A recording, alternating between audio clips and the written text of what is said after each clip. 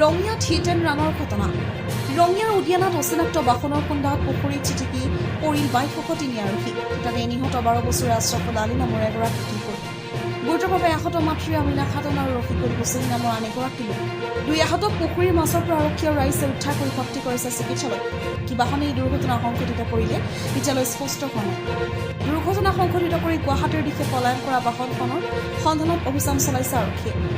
দুৰ্ঘটনাত পতিত কেইগৰাকীৰ ঘৰ নলবাৰী জিলাৰ সোণকুৰিহাট বুলি জানিব পৰা গৈছে। ইফালে নিহত ১২ বছৰীয়া আশ্ৰফুল হুছেইনৰ মৃতদেহ আৰক্ষীয়ে উদ্ধাৰ কৰি মৰণোত্তৰ পৰীক্ষাৰ দিহা কৰিছে। ঘটনাক লৈ ৰঙিয়াৰ উদিয়ানাত সৃষ্টি হৈছে চাঞ্চল্য। ৰঙিয়াৰ পৰা মৰ্ণিং ৰিপৰ্ট, সংবাদ 365।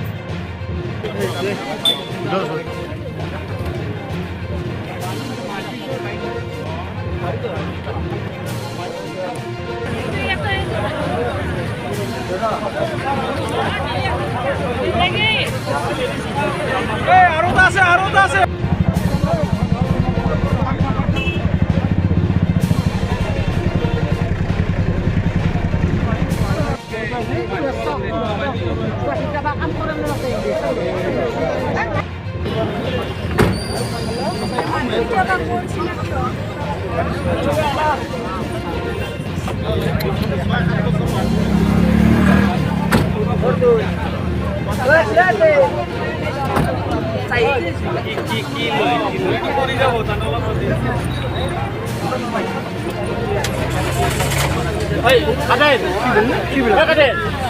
সস্তি নি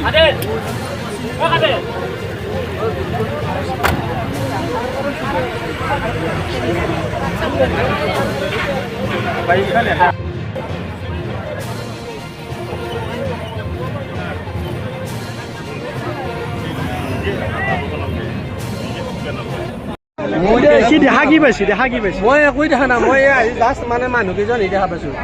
মই একোই দেখা নাই। বাকী একজন তিনিজনে তলত আছিল।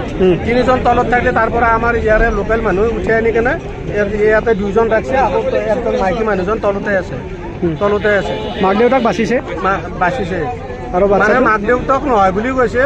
মানে মাইকীজনে কৈছে যে এজন মানে পুৰুষজন মানে বেলেগৰ বুলি কৈছে। মানে ল'ৰাটো আৰু মাকটোৱে মানে গাঁৱৰ বুলি কৈছে। এইটো বুজি পাইছে না? সেয়াই আৰু মই এইখিনিয়ে আৰু পাব পাৰোঁ। কিবা খুন্দিয়াইছে না? নাই খুন্দাটো দেখা নাই। আমি জাষ্ট আহি কেনে দেখা আহি পাইছোঁ পৰি থকাটো। কোনে এনেকুৱা বিশেষ পোৱা নাই। মানে কিয়ে কোনে যে গম পোৱা নাই।